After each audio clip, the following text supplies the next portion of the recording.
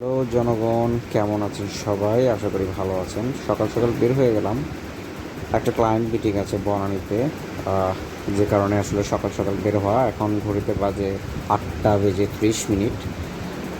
আকাশ বেশ মেঘলা।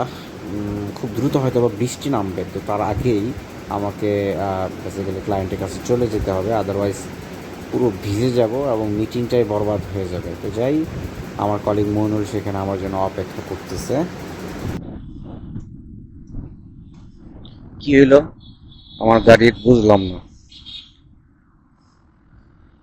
গাড়ির engine sign দেখাইতেছে কেন? What happen?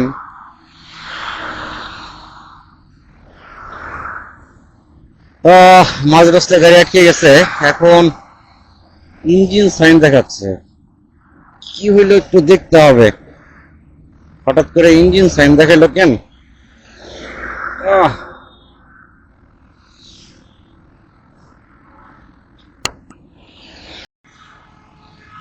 মাঝ রাস্তায় হঠাৎ করে গাড়িটা থেমে গেছিল, ইঞ্জিন সাইন উঠে আছে। একটু চেক করি আসলে কোথাও কোনো প্রবলেম আছে কিনা। কারণ হঠাৎ করে এভাবে বন্ধ হয়ে যাওয়ার কারণ বুঝতেছি না। ইঞ্জিনে তো খুব একটা প্রবলেম দেখতেছি না। গতকাল তেল ভরছি, এখন ফুয়েলে কোনো প্রবলেম হইলো না এফআই কোনো প্রবলেম হইলো কিচ্ছু বুঝতেছি না। সবকিছু তো ঠিকই মনে হইতেছে।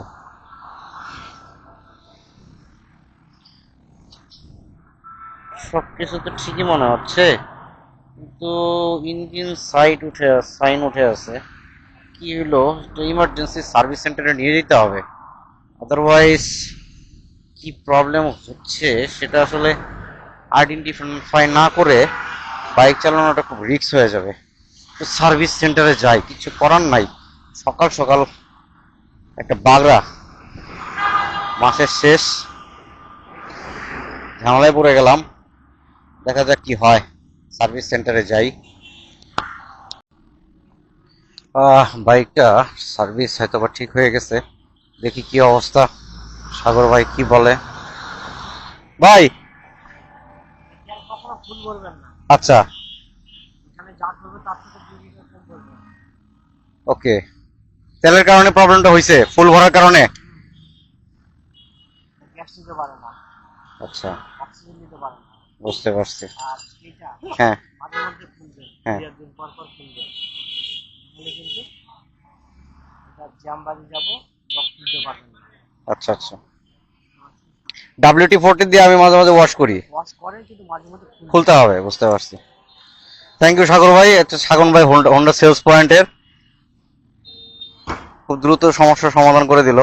আর তো কোনো প্রবলেম নাই না ভাই? না না না না, কোনো প্রবলেম নেই।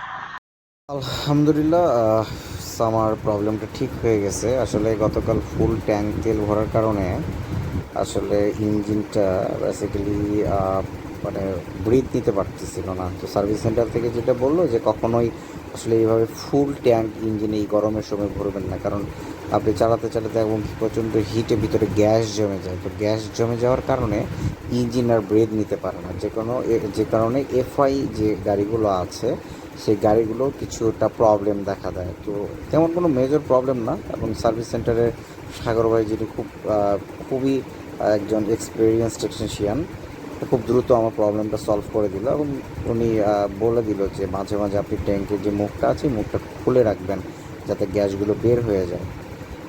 যে কারণে আসলে প্রবলেমটা হয়েছিল যে গ্যাসের মুখটা আসলে আমি 2-3 দিন যাবৎ খুলি নাই, এবং প্রচণ্ড হিটে আসলে গাড়ি চালানো হয়েছে। তো যাই হোক, আলহামদুলিল্লাহ খুব অল্পের উপর দিয়ে চলে গেল। আহ, চলে আসলাম বনানীতে সমস্ত ঝামেলা কমপ্লিট করে। টিপু বেশ অনেকক্ষণ যাবৎ আমার জন্য ওয়েট করতেছে। আমার ফোন বাজতেছে, খুব সম্ভবত টিপুই ফোন দিচ্ছে, আশেপাশে হবে, সে আছে। ওই তো পাইছি, লাল শার্ট পরা আমার অফিসের অ্যাসিস্ট্যান্ট ইঞ্জিনিয়ার, আমার সহকর্মী, ভালো একজন মানুষ। অনেকক্ষণ যাবৎ আমার জন্য ওয়েট করতেছে। সে অনেক সকালে চলে আসছে, আর একটু সকালে চলে আসছে।